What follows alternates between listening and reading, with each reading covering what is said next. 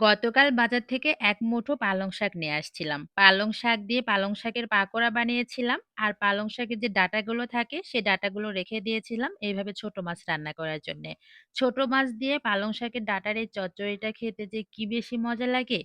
১ম এ আমি কড়াইয়ের মধ্যে দিয়ে দিচ্ছি পরিমাণ মতো পেঁয়াজ কুচি, দিয়ে দিচ্ছি এখানে পরিমাণ মতো কাঁচামরিচ ফালি, ১/২ চামচের একটু বেশি দিয়ে দিচ্ছি মরিচের গুঁড়া আর ১/২ চামচ দিয়ে দিচ্ছি এখানে হলুদের গুঁড়া।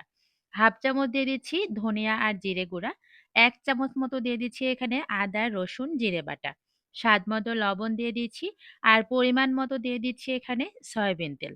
তবে সয়াবিন তেল ছাড়া সরিষার তেল দিয়েও রান্নাটা করলে কিন্তু খেতে বেশ মজা লাগে।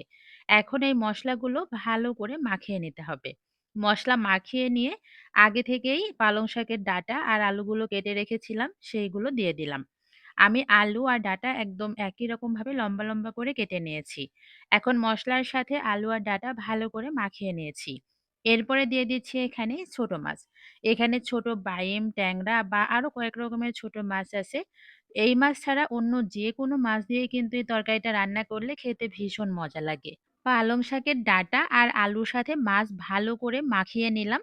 এরপরে দিয়ে দিচ্ছি এখানে ঝোলের জন্য পানি। এখানে আমি পরিমাণ মতো পানি দিচ্ছি। ১ কাপের মতো পানি দিয়েছি। দিয়ে আবারও নেড়েচেড়ে মিশিয়ে নিলাম।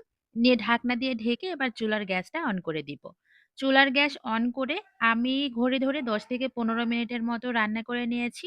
আর এর মধ্যেই কিন্তু এই তরকারিটা একদম হয়ে গিয়েছে।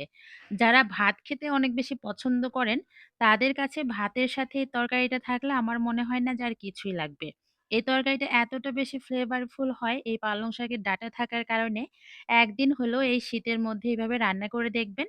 আর শুধু এই মাছ দিয়ে যে রান্না করতে হবে এমন না, হাতের কাছে থাকা যেকোনো ছোট মাছ দিয়েই কিন্তু পালং শাকের ডাঁটার এই তরকারিটা রান্না করতে পারবেন। তো সবাই ভালো থাকবেন। আমার আজকের ভিডিওটি আপনার কাছে কেমন লাগলো একটা কমেন্টসে কিন্তু জানাতে ভুলবেন না। আল্লাহ হাফেজ। আসসালামু আলাইকুম।